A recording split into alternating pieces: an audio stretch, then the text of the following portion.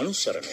நீங்கள் சுற்றுலா துறையில் சேவைகளை வழங்குபவராயின் இலங்கை சுற்றுலா மேம்பாட்டு ஆணையத்தில் பதிவு செய்வது கட்டாயம். பதிவின்றி சேவைகளை வழங்குவது சட்டவிரோதம். SLTDA இணையதளத்தில் பதிவு செய்து 1912க்கு அழையுங்கள். கடந்த காலங்களில் மிக அதிக அளவில் அதிகரித்திருந்த எலுமிச்சம் பழத்தின் விலை தற்போது பாரிய அளவில் வீழ்ச்சியடைந்திருப்பதாக விவசாயிகள் தெரிவிக்கின்றார்கள்.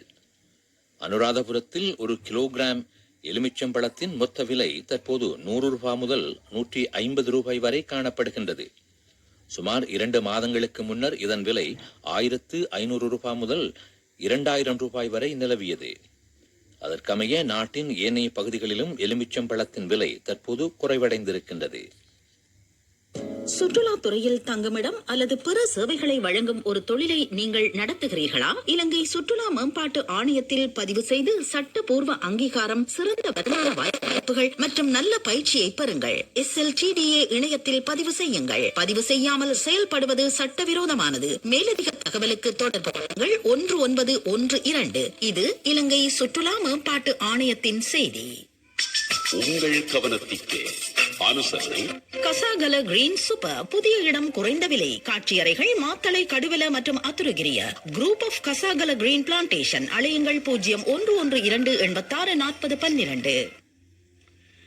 தமது உற்பத்திக்கு தேவையான கருங்கற்கள் கிடைக்காமையினால் தாம் பெரும் அசௌகரியங்களுக்கு உள்ளாகி இருப்பதாக மினுவாங்குடை கல்கந்த பாரம்பரிய கருங்கல் உற்பத்தி பொருட்கள் தயாரிப்பாளர்கள் தெரிவிக்கின்றார்கள். இந்த பகுதியில் சுமார் 300 பேர் பரம்பரையாக இந்த கைத்தொழில் ஈடுபட்டு வருகின்றனர். இவர்கள் கருங்கற்களை கொண்டு சிலைகள், உரல்கள், அம்மிகள் உட்பட பல்வேறு பொருட்களை உற்பத்தி செய்கின்றார்கள்.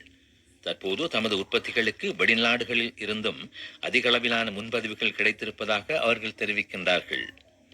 எனவே அரசாங்கத்தின் கல் அகழ்வு நிலையங்கள் ஊடாகவோ அல்லது வேறு வழிகளிலோ தமது கைத்தொழிலுக்கு தேவையான கருங்கற்களை பெற்றுக் கொடுக்க நடவடிக்கை எடுக்குமாறு அவர்கள் அதிகாரிகளிடம் கோரிக்கை விடுத்திருக்கின்றார்கள்.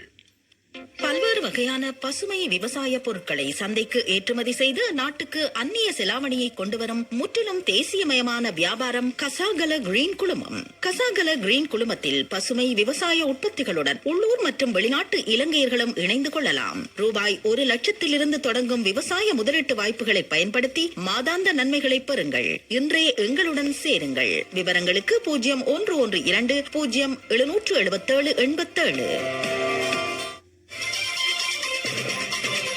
உலகச் செய்திகள் அனுசரணை வழங்குவோம். வாழ்வின் முதலடி வைக்கும் நாள் முதல் நம்பிக்கையின் முதல்வன் உங்களுடன் சகலத்தையும் பெற்றுக் கொள்ளும் ஒரே இடம் பீப்பிள்ஸ் லீசிங், நம்பிக்கையின் முதல்வன். இஸ்ரேலிய பிரதம மந்திரி பெஞ்சமின் நெட்டன்யாகு எதிர்வரும் புதன்கிழமை அமெரிக்க ஜனாதிபதியை சந்திக்கவிருக்கின்றார். வாஷிங்டனில் நடைபெறவுள்ள இந்த சந்திப்பின் போது ஈரான் தொடர்பாக டொனால்டு டிரம்பிடம் நெட்டன்யாகு பல புதிய கோரிக்கைகளை முன்வைப்பார் என்று எதிர்பார்க்கப்படுகின்றது. ஈரானின் அணுசக்தி திட்டத்தை முழுமையாக கைவிடச் செய்வதே இந்த கோரிக்கைகளில் பிரதானமானதாகும். எவ்வாறாயினும் இவருடைய பல கோரிக்கைகள் கடந்த நாட்களில் ஓமானில் வைத்து கலந்துரையாடப்பட்ட போதிலும் ஈரானிய தரப்பிலிருந்து அவற்றுக்கு சாதகமான பதில்கள் கிடைக்கவில்லை என்று தெரிவிக்கப்படுகின்றது. இதேவேளை ஈரானுக்கு சொந்தமானது என சந்தேகிக்கப்படும் 3 எரிபொருள் கப்பல்களை இந்திய கடலோர காவல் படையினர் தடுத்து வைத்திருப்பதாக செய்திகள் வெளியாகியுள்ளன. குறித்த கப்பல்கள் சட்டவிரோதமான முறையில் எரிபொருள் விற்பனையில் ஈடுபட்டதாக குற்றம் சுமத்தப்பட்டுள்ளது. இந்த சம்பவங்களுக்கு மத்தியில் அமெரிக்காவுடனான அடுத்த கட்ட பேச்சுவார்த்தைகள் சுவிட்சர்லாந்தில் நடைபெறும் என்று ஈரானிய வெளிவிவகார அமைச்சர் அப்பாஸ் ஆராக்சி தெரிவித்திருக்கின்றார். ஓமானில் இடம்பெற்ற பேச்சுவார்த்தைகள் இதற்கு ஒரு சாதகமான ஆரம்பத்தை வழங்கியிருப்பதாக அவர் மேலும் தெரிவித்துள்ளார். ஓமானிய பேச்சுவார்த்தைகளை தொடர்ந்து ஈரானிய வெளிவிவகார அமைச்சர் கட்டாரில் அந்த நாட்டு பிரதமர் மற்றும் வெளிவிவகார அமைச்சருடன் கலந்துரையாடல்களை மேற்கொண்டுள்ளமை குறிப்பிடத்தக்கது. சிரியாவின் மேற்கு மற்றும் வடமேற்கு மாகாணங்களில் கடுமையான வெள்ளப்பெருக்கு ஏற்பட்டிருக்கின்றது. இதன் காரணமாக அங்குள்ள 14 இடம்பெயர்ந்தோர் முகாம்கள் கடுமையாக பாதிக்கப்பட்டுள்ளன. குக்கிராமங்கள் மற்றும் போக்குவரத்து வசதிகள் குறைந்த பகுதிகளில் இந்த வெள்ளப்பெருக்கு ஏற்பட்டிருப்பதால் அங்கு ஏற்பட்டுள்ள உயிர் மற்றும் சொத்து சேதங்கள் குறித்த துல்லியமான தகவல்கள் இதுவரை வெளியாகவில்லை. எவ்வாறாயினும் தற்போது வரை சுமார் 10 பேர் உயிரிழந்திருப்பதாக தெரிவிக்கப்படுகின்றது. உலகச் செய்திகள் அனுசரணை வழங்குவோம். வாழ்வின் முதலடி வைக்கும் நாள் முதல் நம்பிக்கையின் முதல்வன் உங்களுடன். சகலத்தையும் பெற்றுக்கொள்ளும் ஒரே இடம் பீப்பிள்ஸ் லீசிங், நம்பிக்கையின் முதல்வன். விளையாட்டுச் செய்திகள்.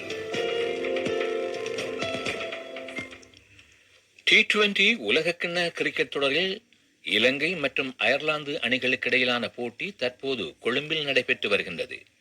போட்டியில் முதலில் துடுப்படுத்தாடிய இலங்கை அணி நிர்ணயிக்கப்பட்ட 20 ஓவர்கள் நிறைவில் 6 விக்கெட்டுகளை இழந்து 163 ஓட்டங்களை பெற்றுக் கொண்டது. இலங்கை அணி சார்பாக சிறப்பாக துடுப்படுத்தாடிய குசல் மெண்டிஸ் 43 பந்துகளில் 56 ஓட்டங்களை பெற்றார். இதேவேளை இன்று இடம்பெற்ற மற்றொரு போட்டியில் நேபாள அணிக்கு எதிராக இங்கிலாந்து அணி 4 ஓட்டங்களால் வெற்றி பெற்றது. முதலில் துடுப்படுத்தாடிய இங்கிலாந்து அணி 7 விக்கெட் இழப்புக்கு